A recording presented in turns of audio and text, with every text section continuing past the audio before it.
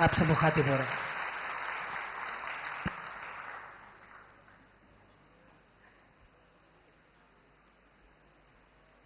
Educational development forum के जानिब से मुनक़िद इस प्रोग्राम के सदर जनाब पांडुरंग पोले साहब, जो जम्मू कश्मीर काडर के आईएएस ऑफिसर हैं, लेकिन आपकी खुशकिस्मती है कि आपके जिले में वो कलेक्टर बन के काम कर रहे हैं।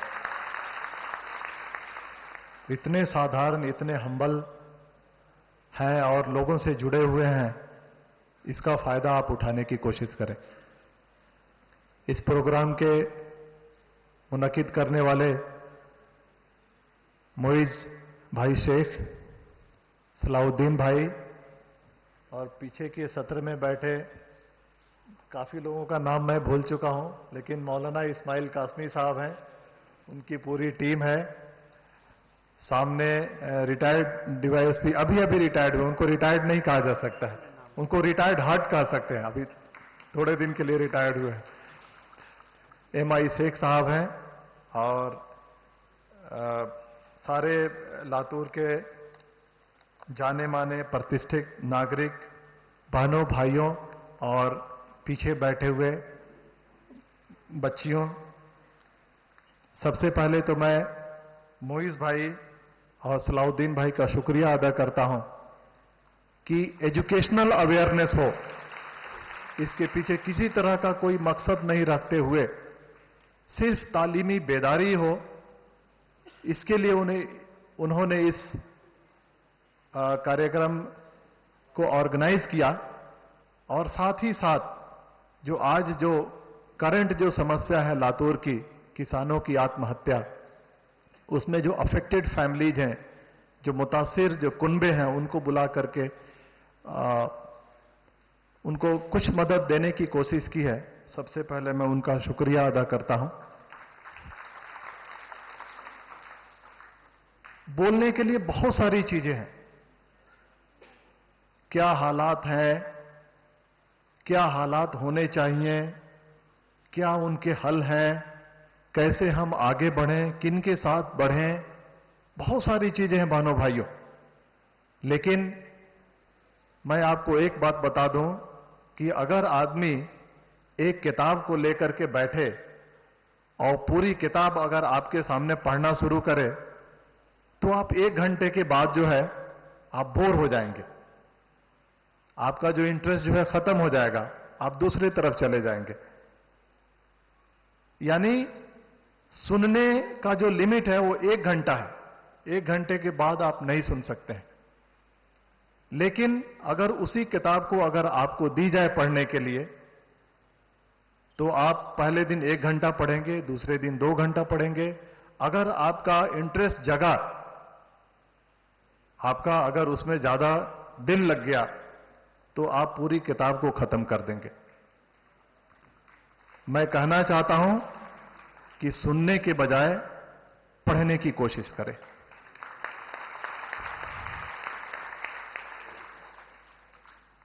जब भी हम कहीं जाते हैं, जैसे मैंने कहा था अपने पावर पॉइंट प्रेजेंटेशन में, कि किसी भी चीज का हल ढूंढने के लिए सबसे पहले समस्याओं को जानना बहुत जरूरी होता है। मसले मसाइल क्या हैं, समस्याएं क्या हैं, प्रॉब्लम्स क्या है, दिक्कतें क्या हैं, उनका जानना बहुत ज्यादा जरूरी है। आपके सामने 3 रिपोर्ट्स हैं, बहुत सारे ऐसे रिपोर्ट्स हैं, अलग अलग राज्यों में अलग अलग रिपोर्ट्स आई हैं, लेकिन आपके लिए सिर्फ 3 रिपोर्ट मैं कहूंगा। सच्चर कमेटी की रिपोर्ट, रंगनाथ मिश्रा कमीशन की रिपोर्ट और महमूदुर रहमान कमेटी की रिपोर्ट।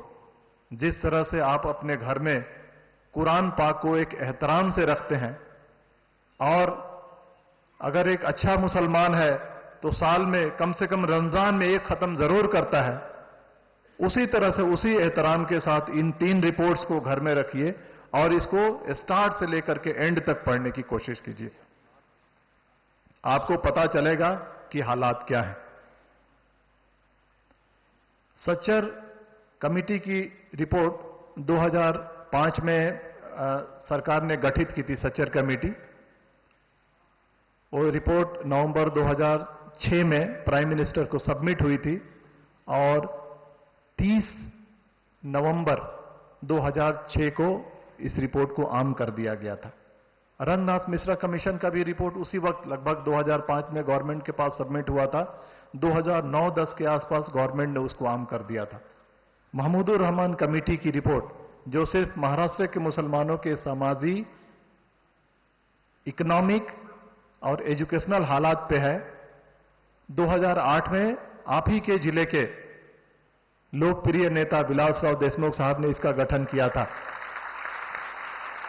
और जैसे मैंने कहा था कि अक्टूबर 2013 में यह रिपोर्ट गवर्नमेंट को सबमिट हो गई। ये 3 रिपोर्ट हर आदमी को पढ़ना बेहद जरूरी है। बाकी 2 रिपोर्ट को मैं नहीं टच करता हूं, सिर्फ सच्चा रिपोर्ट के बारे में मैंने कहूंगा। सच्चा रिपोर्ट पे मैंने एक किताब भी लिखी है, आपने देखा भी होगा कि जब सच्चा रिपोर्ट पब्लिश हुआ, साया हुई, उसको आम किया गया, तो ऐसा मानो देश में एक भूचाल आ गया। खास करके मुस्लिम हलके में, मुसलमानों के बीच, मुसलमान जो इंटेलेक्चुअल्स हैं उनके बीच समझो कि एक तरह का हलचल आ गया। हलचल क्यों आया कि रिपोर्ट के जो कंटेंट्स थे, जो अंदर की जो बातें थी, वो दिल दहला लेने वाली थी। शिक्षा में हमारी भागीदारी बहुत ही कम, मैट्रिकुलेशन में कम, ग्रेजुएशन में कम, पोस्ट ग्रेजुएशन में कम, इंजीनियरिंग, आईआईटी में तो 1.25, एक यानी 1.25%, मेडिकल में पीछे, सारे सूबे में पीछे। अगर देश में 100 ग्रेजुएट्स हैं तो उसमें हमारे कितने, 2%, 1.8%। और आबादी में हमारी भागीदारी 13.43। इतनी आबादी में भागीदारी और ग्रेजुएशन में इतना कम। ये तो सिर्फ तालीम के हालात हैं। इसके आगे और अगर हम बढ़ें तो एम्प्लॉयमेंट में हमारी हिस्सेदारी नहीं थी। गवर्नमेंट के जो एम्प्लॉयमेंट है उसमें हिस्सेदारी बिल्कुल ही कम। लेकिन इसके साथ ही जो घर में रोजगार है, जो सेल्फ एम्प्लॉयमेंट है, होम बेस्ड जो नौकरियां हैं, वहां पे हमारी हिस्सेदारी ज्यादा थी। यानी जिस जगह पे सामाजिक सुरक्षा कम है, जब हम कोई भी स्वरोजगार करते हैं, सेल्फ एम्प्लॉयमेंट करते हैं, तो वहां पे गवर्नमेंट का कंट्रोल नहीं है, गवर्नमेंट का कोई सिक्योरिटी नहीं है, संरक्षण नहीं है, वहां पे हमारी भागीदारी बहुत ज्यादा है। लेकिन जहां पे गवर्नमेंट का संरक्षण है, यानी सरकारी नौकरी, वहां पे हमारी भागीदारी कम है। इसके आगे और हम बढ़ें, सामाजिक और भौतिक आधारभूत सुविधाएं, यानी फिजिकल और सोशल इंफ्रास्ट्रक्चर, जिसमें रोड, नालियां, schools, post, telegraph, bus stand, ये जितने जो फिजिकल इंफ्रास्ट्रक्चर है, इंफ्रास्ट्रक्चर को 2 भागों में बांटा जाता है, एक फिजिकल इंफ्रास्ट्रक्चर, एक सोशल इंफ्रास्ट्रक्चर। फिजिकल इंफ्रास्ट्रक्चर में आप देखिएगा आ जाता है, रोड आ जाएगा, नाली आ जाएगा, पोस्ट, टेलीग्राफ, बस स्टैंड, पक्का रोड, अप्रोच रोड, ये सारी आती हैं। सोशल इंफ्रास्ट्रक्चर में क्या आता है, hospitals, primary health centres, schools, colleges, ये सारी सुविधाएं मुस्लिम इलाकों से नदारद हैं। बैंक में हमारी हिस्सेदारी, खातेदार तो हैं, यानी 13.43% हम आबादी में है, लगभग उतने ही फीसद बैंकों में हमारे खातेदार हैं, लेकिन लोन नहीं मिलता है उनको। और जो सरकार के जो सुविधाएं बैंक के जरिए मिलती हैं, उनमें भी उनकी भागीदारी कम है। साहब ने कहा था, पांडुरंग पोले साहब ने, कि जम्मू कश्मीर में सिर्फ 2% लोग हैं बिलो पॉवर्टी लाइन है। रिपोर्ट साया हुई थी सच्चर कमेटी की, तो ये कहा गया था कि मुसलमानों के हालात शेड्यूल कास्ट और शेड्यूल ट्राइब के बराबर हैं, और किसी किसी सूबे में, किसी किसी इंडिकेटर्स में तो ये उससे भी ज्यादा खराब है। बिलो पॉवर्टी लाइन की अगर आंकड़ेवारी की अगर हम चर्चा करें, जो लेटेस्ट रिपोर्ट आई है कुंडू कमेटी की रिपोर्ट, उसमें कहा गया है कि शहरों में जो मुसलमान हैं, below poverty line schedule caste से भी ज्यादा उनकी संख्या है। लगभग 37% मुसलमान शहरों में बिलो पॉवर्टी लाइन है।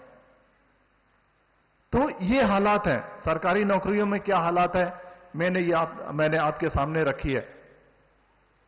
उसके बाद से रिजर्वेशन के क्या हालात हैं, वक्फ प्रॉपर्टीज के क्या हालात हैं। हालात इतने खराब हैं कि इस पे अब ज्यादा और चर्चा करने की जरूरत नहीं है। धरती जमी की ऐसी हंगामा आफरी है, यूं सो गई है जैसे आबाद ही नहीं है।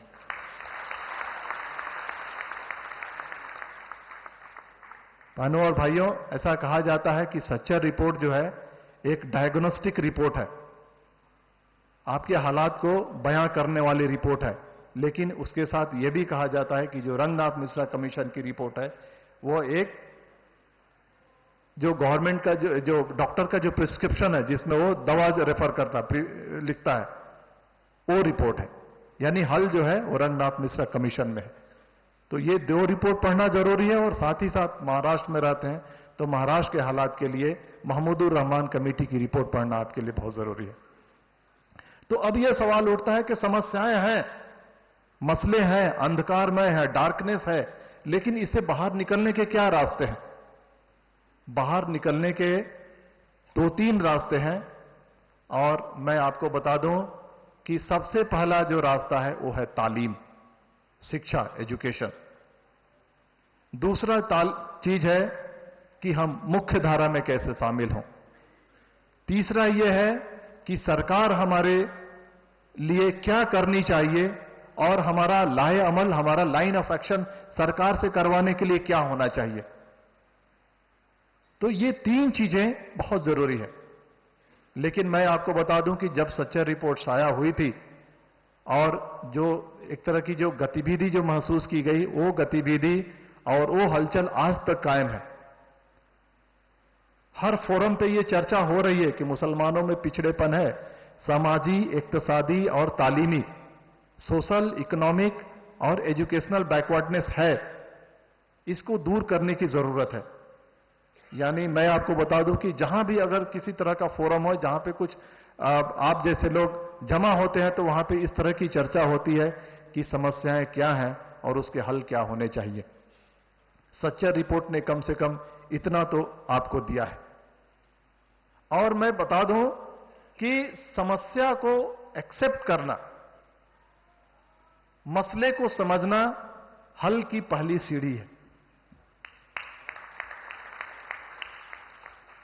मैं समझ लूं कि भाई मेरे अंदर कोलेस्ट्रॉल ज्यादा है, पहले अगर हम एक्सेप्ट कर लेंगे तभी हम कुछ आगे बढ़ने की कोशिश करेंगे, उसको कम करने की कोशिश करेंगे।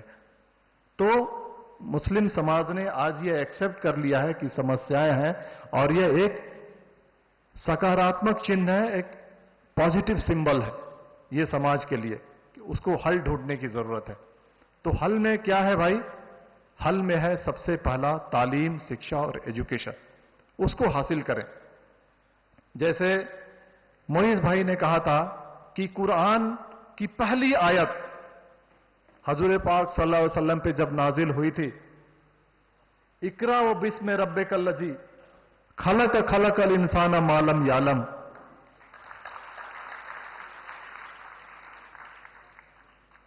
ये पहली आयत जो नाजिल हुई थी वह तालीम पे थी। उठ तालीम हासिल कर। यानी कुरान देखिए कितनी बड़ी है, 114 उसमें सूरे, 30 पारे, लगभग इतनी मोटी किताब होती है। और उसमें पहली जो आयत नाजिल होती है हजूर पाक सल्लल्लाहु अलैहि वसल्लम पे, उसमें कहा जाता है उठ तालीम हासिल कर। और आज वही समाज पीछे है। हजूर पाक सल्लल्लाहु अलैहि वसल्लम ने कहा था कि अगर आपको तालीम हासिल करने के लिए चीन भी जाना पड़े तो आप जाइए और तालीम हासिल कीजिए। मैं एक सवाल थोड़ा सा और आगे जाकर के पूछता हूं, क्या उस वक्त चीन में अरबी की तालीम दी जाती थी? दीनी तालीम दी जाती थी? उर्दू की तालीम दी जाती थी? बिल्कुल नहीं। आपको पता होगा कि प्रेस का इजाद, कागज का इजाद, ये सारे चीन में हुए थे। और टेक्नोलॉजी के एतबार से चीन बहुत ज्यादा आगे था। यानी हजूर पाक सल्लल्लाहु अलैहि वसल्लम के बोलने के पीछे मकसद यह था कि तुम चीन जाओ, मेन स्ट्रीम एजुकेशन हासिल करो, तकनीकी तालीम हासिल करो, टेक्नोलॉजिकल एजुकेशन हासिल करो और दुनिया के हर शोबे में आगे बढ़ो। तो मैं भी आज यही कहना चाहता हूं कि हम तालीम हासिल करें, लेकिन कैसी तालीम? Main stream education. जैसे पांडुरंग पोले साहब ने कहा था कि कश्मीरियत जो कल्चर है, एक तो उनको डोंगरी आती है, हिंदी आती है, उर्दू आती है और अंग्रेजी आती है। बहुत सारे ऐसे लोग हैं जिनको 12-12 भाषाएं आती हैं। अगर हम नौकरी के लिए एक ज्यादा और जबान सीख लेंगे तो क्या बिगड़ जाएगा? अगर भाई उर्दू में नौकरी के इम्तिहान नहीं होते हैं तो ठीक है, हम अंग्रेजी सीख लेंगे। अगर अंग्रेजी में इम्तिहान होता है तो हम अंग्रेजी सीखेंगे। अगर इम्तिहान हिंदी में होता है तो हम हिंदी सीखेंगे। इम्तिहान मराठी में होता है तो हम मराठी सीखेंगे। लेकिन नौकरी हासिल करने के लिए जो भाषा चाहिए उसको हम जरूर सीखेंगे। उर्दू भी हमारे लिए जरूरी है, अरबी भी हमारे लिए जरूरी है। अरबी हमारे लिए जरूरी है। हमारे जो मजहबी सारी चीजें अरबी में है, उसको पढ़ना, उसको समझना, दीन को समझना, दीन को अपने अंदर लाना बहुत जरूरी है। उसके लिए अरबी सीखना बहुत जरूरी है। हमारी जो जबान उर्दू है, मातृभाषा जो है, मदर टंग है, उसमें हमारे तहजीब की बहुत सारी चीजें, कल्चर, सिविलाइजेशन की बहुत सारी चीजें, उसे भी सीखना जरूरी है। लेकिन मराठी और अंग्रेजी भी तो सीखना जरूरी है नौकरी पाने के लिए, उसे भी हम सीखें। अगर बिहार में रहते तो हिंदी सीखना हमें जरूरी है, तमिलनाडु में रहते तो हमें तेलुगु और मलयालम सीखना जरूरी है नौकरी हासिल करने के लिए। तो बहनों और भाइयों, सफलता की जो सबसे पहली जो सीढ़ी है वो है एजुकेशन। आप एजुकेशन हासिल करें, बाकी सारी चीजें अपने आप सब सीधी होती जाएंगी। दूसरी चीज मैं यह कहना चाहता हूं कि सरकारी स्तर पे मुसलमानों की समस्या को राष्ट्रीय समस्या के तौर पर देखना बहुत जरूरी है।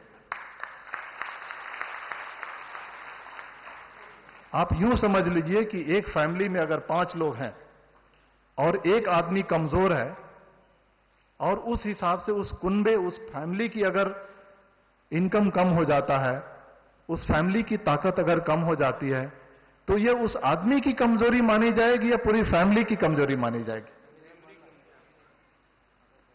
तो अगर मुसलमान कमजोर हैं, उनको ऊपर उठाने की, उनको मुख्य धारा में लाने की, उनकी समस्याओं को राष्ट्रीय समस्या के तौर पर एक्सेप्ट करने की यह जवाबदारी सरकार पे है। और जब तक मुसलमानों की समस्या को मुसलमानों की समस्या के तौर पर देखा जाएगा, सॉल्यूशन नहीं निकलने वाला है। इसको राष्ट्रीय समस्या के तौर पर देखना जरूरी है। और यही बात रिटायर्ड जस्टिस राजेंद्र सच्चर ने अपने कंक्लूडिंग रिमार्क्स में रिपोर्ट में लिखी है। इनकी समस्या को राष्ट्रीय समस्या के तौर पर देखना जरूरी है। क्यों? क्योंकि हिंदुस्तान के ही हिस्से हैं। यकीन हो न हो, बात तो यकीन की है, हमारे जिस्म की मिट्टी इसी जमीन की है।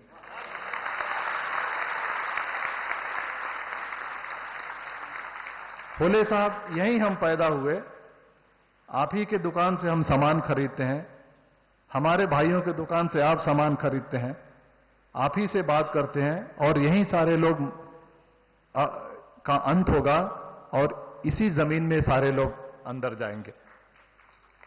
जब हम यहीं पैदा हुए, यहीं के पैदावार खाते हैं, यहीं की हवा में सांस लेते हैं और यहीं सब कुछ होने वाला है, यहीं हमारा अंत होने वाला है, तो हम बाहर के कैसे हो गए? आप बताइए।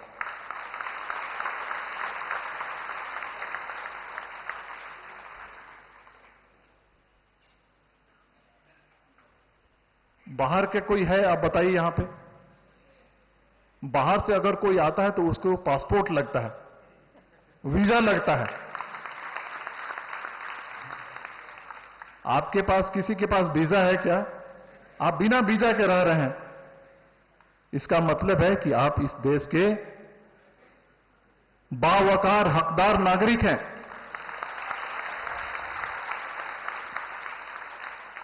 और देश के हर चीजों में हिस्सा लेना आपकी जवाबदारी है, चाहे वो तालीम हो, समाज हो, यहां के दुख हो, यहां का दर्द हो। जैसे आज हमने दुख में हिस्सा लिया, दर्द में भी हम हिस्सा लेंगे। यहां के जो रिसोर्सेज हैं उसमें भी हम हिस्सा लेंगे, जो यहां की जो खुशी है उसमें भी हम हिस्सा लेंगे, यहां के जो राष्ट्रीय पर्व और त्योहार में उसमें भी हम हिस्सा लेंगे बढ़ चढ़ के। क्यों? क्योंकि हम इस देश के हिस्सा हैं। बहनों भाइयों, ये तो हो गई सरकारी चीजें। इसके अलावा और भी कहा जाता है कि कोई भी अगर समस्या हमारे सामने आती है, खास करके सामाजिक समस्या, तो उसके लिए 3 तरह के पहल होते हैं। एक पहल है सरकारी पहल, दूसरा है सामाजिक पहल, तीसरा है इंडिविजुअल इनिशिएटिव, यानी खुद आदमी अपने आप से ले। तो सरकार क्या पहल लेती है उस पर यहां पे चर्चा करने की जरूरत नहीं है, क्योंकि सरकार की पॉलिसी, सरकार के स्कीम्स, सरकार के इनिशिएटिव वो सरकार के हर 5 साल पे बदलते रहते हैं। लेकिन सामाजिक इनिशिएटिव यानी कम्युनिटी इनिशिएटिव और इंडिविजुअल इनिशिएटिव आपके हाथ में है। अगर मुस्लिम समाज ये कोशिश करे इकट्ठा होकर के कि हां भाई, एजुकेशनल बैकवर्डनेस है, सोशल बैकवर्डनेस है, इकोनॉमिकल बैकवर्डनेस है, इसको हमको दूर करने की जरूरत है, हम मिलकर दूर करेंगे तो बिल्कुल दूर हो जाएगा। हर आदमी अच्छा बनने की कोशिश करे, फैमिली अच्छा बनेगा, समाज अच्छा बनेगा। Individual initiative. आज देखिए कि हमारे अंदर अच्छे ट्रस्ट नहीं है, अच्छे सोसाइटीज नहीं है, अच्छे एनजीओज नहीं है, गवर्नमेंट के फैसिलिटीज फायदा उठाने के लिए हमारे पास चैनलाइजिंग एजेंसीज नहीं है। गवर्नमेंट के जो स्कीम्स है, प्राइम मिनिस्टर 15 पॉइंट प्रोग्राम और मिनिस्ट्री ऑफ माइनॉरिटी अफेयर्स के जो प्रोग्राम्स हैं, कुछ वक्फ के जो हैं, स्कॉलरशिप्स के स्कीम्स है, इन सारी चीजों को फायदा उठाने के लिए हमारे पास संस्था ही नहीं है, हम संस्था कायम नहीं करते हैं। तो सबसे पहले एक कम्युनिटी इनिशिएटिव और आखिर में इंडिविजुअल इनिशिएटिव। अपने खुद खड़ा होने की कोशिश करें। अगर आदमी खुद पढ़े, खुद तैयारी करे, खुद इम्तिहान में बैठे, तो क्या उससे कोई रोक सकता है? हिंदुस्तान में हर नागरिक को समान अधिकार है। एजुकेशन हासिल करने के लिए, तैयारी हासिल करने के लिए, हर कॉम्पिटिटिव एग्जाम में बैठने के लिए हर आदमी को बराबरी का अधिकार है। और मैंने यह भी कहा था कि किसी तरह की कोई भेदभाव, डिस्क्रिमिनेशन नहीं है। तो इंडिविजुअल इनिशिएटिव होता क्यों नहीं है? इंडिविजुअल लेवल पे, व्यक्तिगत लेवल पे आप कोशिश करें और इस चीज को हासिल करने की कोशिश करें। और अंत में जैसे मैंने कहा था कि सरकारी पहल, सामाजिक पहल, ये सामुदायिक पहल और इंडिविजुअल इनिशिएटिव।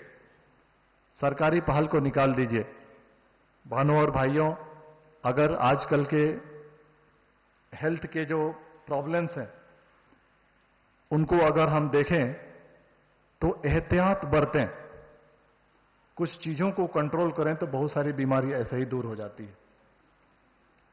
यूं ऐसे है कि अगर समाज ने अपने लेवल पे कोशिश की, हर इंडिविजुअल ने अपने लेवल पे कोशिश की, तो आधी बीमारी ऐसे ही दूर हो जाएगी। खुद कोशिश करने की जरूरत है। और अंत में मैं यह कहना चाहूंगा, मेन स्ट्रीमिंग, मुख्य धारा में आने की कोशिश करें। अलग कितने दिन हम रहेंगे? अलग रह करके हम नहीं रह सकते। 13.43% और 2011 के मुताबिक 14.2% हम आबादी में हिस्सेदारी है। क्या हम अलग रह करके सारी चीजों को हासिल कर सकते हैं? नहीं। हर समाज के तबके से, चाहे वो हिंदू हो, सिख हो, ईसाई हो, क्रिश्चियन हो, दलित हो, आदिवासी हो, उनसे हमारा कॉर्डियल रिलेशन होना चाहिए। उनसे हमारा जो संबंध है वो अच्छा होना चाहिए। हमारा पड़ोसी चाहे वो किसी भी धर्म का हो, उससे हमारा संबंध अच्छा होना चाहिए। कहा तो यूं गया है कि अगर आप हज पे जाते हैं और अगर आपका पड़ोसी चाहे वो किसी भी धर्म का हो, अगर वो भूखा सोता है तो आपका हज कबूल नहीं होगा। यानी पड़ोसी का हक ज्यादा है, हज से ज्यादा बड़ा पड़ोसी का हक है, चाहे वो किसी भी धर्म का हो, किसी भी मजहब का हो। हम उसके दुख सुख में शामिल क्यों नहीं होते? हम जब अपने त्योहार मनाते हैं तो बाकी जो समुदाय के जो लोग हैं उनको बुलाएं, खुशी में शामिल हों, और उनके जो पर्व त्योहार होते हैं उनमें भी हम शामिल होने की कोशिश करें, जुड़ने की कोशिश करें। क्योंकि आपको साथ लेकर के चलने की जवाबदारी उन पे नहीं है, उनके साथ शामिल होने की जवाबदारी आप पर है।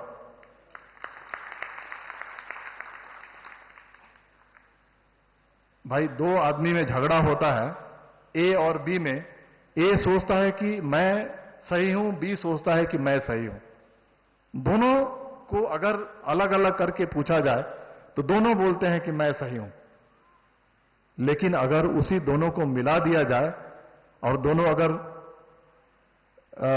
एग्रीमेंट टेबल पे पहुंच जाएं, समझौते के टेबल पे पहुंच के अगर चर्चा करने लगें, तब यह जाकर के जाहिर होता है कि ए में क्या गलती है और बी में क्या गलती है। तो ये जो दो समाज में जो दूरी निर्माण हो गई है, खास करके हिंदू और मुसलमान में, ये अगर हम एक जगह पे बैठ करके और डायलॉग करें, कम्युनिकेशन करें, तो बहुत सारी समस्याएं खत्म हो जाएंगी। और ये डायलॉग और समस्याओं को खत्म करने के लिए दो चीजें बहुत जरूरी हैं, सुख और दुख। उनके त्योहार में हम शामिल हों और उनके दुख में हम शामिल हों। आज शेतकरी आत्महत्या कर रहे हैं, हमने उनके दुख में थोड़ी सी शामिल होने की कोशिश की है, और हम शामिल हों। सालों साल से कुर्बानी के चमड़े जमा करके हमने मस्जिदों और मदरसों को दी है। क्यों न इस साल सारे चमड़े शेतकरी जिन्होंने आत्महत्या की उनको दे दें।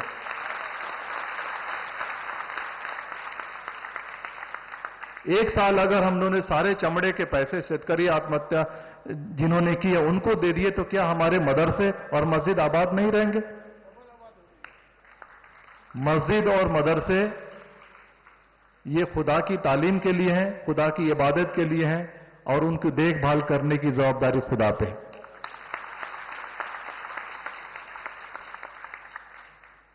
तो सिर्फ मैं ये आह्वान करना चाहता हूं, सिर्फ भाषण देने से कोई फायदा नहीं होता है। मैं जो यहां पे खास करके सारे जो लातूर के जो बड़े बड़े जो सामाजिक जो लीडर्स हैं मुस्लिम समुदाय के, उनसे मैं यह आग्रह करता हूं कि इस बार सारे चमड़े जमा करके और जिन जिन शेतकरी लोगों ने आत्महत्या की है उनको बेच करके उसके से जो भी मदद बने उनको दे दी जाए।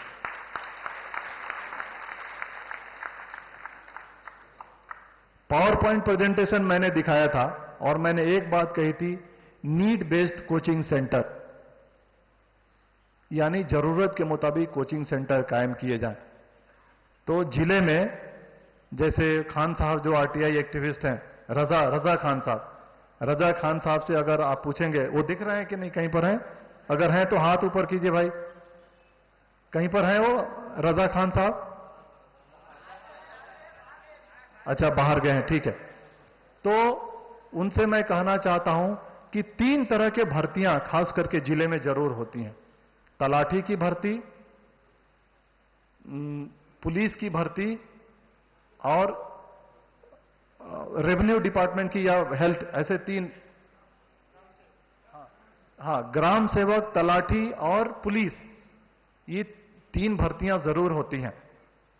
यूपीएससी की ट्रेनिंग की जिम्मेदारी दिल्ली वालों पे छोड़ दीजिए, बॉम्बे वालों पे छोड़ दीजिए, हैदराबाद वालों पे छोड़ दीजिए। तलाठी, पुलिस और ग्राम सेवक की जवाबदारी अपने ऊपर लीजिए। और मैं आपसे कहना चाहता हूं कि जब मैं नेक्स्ट टाइम आऊं तो ये 3 सेंटर कायम हो जाने चाहिए लातूर में। और ये 3 सेंटर कायम होते हुए फिर मैं कहना चाहता हूं कि हम अकेले नहीं जी सकते। अगर हम 100 बच्चों को ट्रेनिंग दे रहे हैं तो उसमें से 50 और 60, अगर हम 100 बच्चों को लेते हैं तो 50 से 60 मुस्लिम बच्चों को रखें। बाकी जो सीट्स है, शेड्यूल्ड कास्ट, शेड्यूल्ड ट्राइब, गरीब, आदिवासी, जो भटके जाति के बच्चे हैं, उनको भी सिलेक्ट करके उनको ट्रेनिंग देने की कोशिश करें, free of cost, everything free. रहना फ्री, खाना फ्री, किताबें फ्री, ट्रेनिंग फ्री।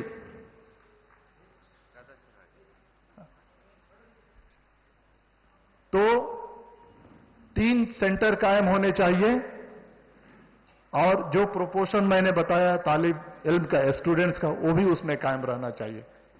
एक मैं और आग्रह करना चाहता हूं कि एजुकेशनल डेवलपमेंट फोरम तो बना है, लेकिन उसी वक्त वो कामयाब माना जाएगा जब एक good quality main stream education देने वाला एक अच्छा स्कूल कायम करे।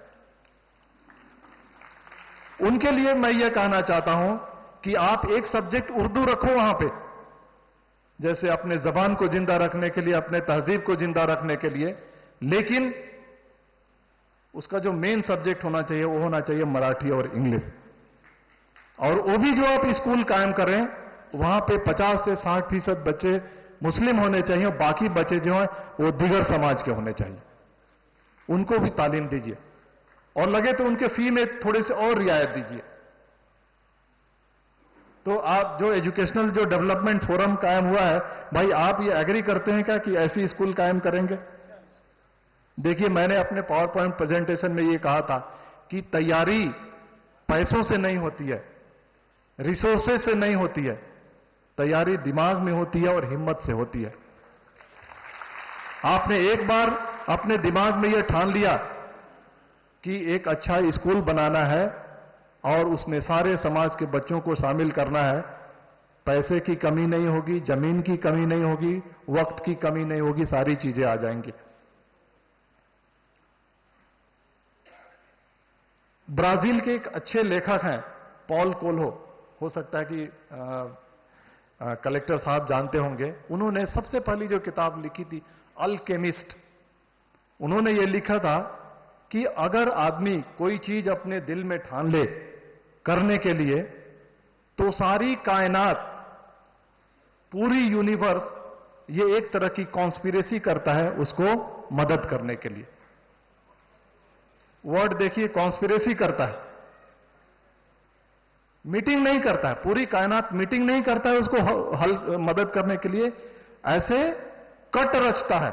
मराठी जब म्हटले तर कट रचने, माने पूरा कायनात जो है वो कॉन्स्पिरेसी करता है, वो ऐसी षड्यंत्र रचता है। अगर हिंदी में बोले, मराठी में बोले तो कट रचता है कि उस आदमी को किस तरह से मदद की जाए। अगर आपने दिल में यह ठान लिया कि मुझे स्कूल बनानी है, तो पूरी कायनात आपको मदद करेगी। तो बहनों और भाइयों, और कुछ ज्यादा बोलने का वक्त नहीं है। आप बिल्कुल अपने आप को इस मिट्टी का हिस्सा समझिए, पूरी तालीम हासिल कीजिए, लोगों के दुख और दर्द में शामिल होने की कोशिश कीजिए और सरकार की जितनी बड़ी बड़ी नौकरियां हैं उनको हासिल करने की कोशिश कीजिए, क्योंकि नथिंग इज इम्पॉसिबल, सारी चीजें पॉसिबल हैं। बहरहाल आप लोगों ने मुझे बुलाया और कुछ बोलने का मौका दिया, और फिर से मैं जाते जाते आपको कहूंगा कि ये जो 3 किताबें, सच्चर कमेटी की रिपोर्ट, महमूदुर रहमान कमेटी की रिपोर्ट और रंगनाथ मिश्रा कमीशन की रिपोर्ट, ये 3 किताबें जितने तालीम याफ्ता लोग हैं मुस्लिम समाज में, उनको पढ़ना बेहद जरूरी है। आपने हमें बुलाया, बोलने का मौका दिया, और पुराने जगह पे अगर बुलाया जाए तो एक अलग तरह की खुशी होती है। जो पुराने लोग हैं उनसे मिल करके ये आपने हमें खुशी दी है, इसके लिए मैं अपने तहे दिल से आपका शुक्रिया अदा करता हूं और अपनी बात खत्म करता हूं। धन्यवाद। जय हिंद, जय महाराष्ट्र। बहुत बहुत शुक्रिया साहब। तालीमी रोशनी और वतन से प्यार, ये दोनों बातें आपने बहुत ही अच्छी यहां पर रखी। फिर से एक बार शुक्रिया और मैं इजहार तशक्कुर। एक शेर मैं कहना चाहता था लेकिन भूल गया था, उस अंत में मैं कहना चाहता था, माजरत चाहता हूं। जैसे हमने कि अंधकारमय है, समस्याएं हैं, बहुत सारी चीजें हैं, तो उसके ऊपर एक हैदराबाद के किसी आदमी ने, पूरी तरह से मुझे याद नहीं, एक शेर लिखा है,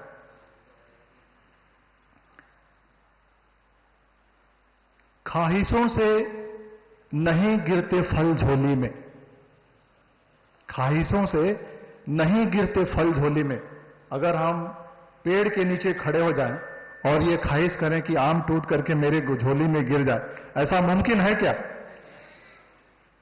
ख्वाहिशों से नहीं गिरते फल झोली में, दरख्त की शाख को मेरे दोस्त हिलाना होगा। कुछ नहीं होगा अंधेरों को बुरा भला कहने से, अपने हिस्से का दिया खुद ही जलाना होगा। क्या बात है, बहुत खूब।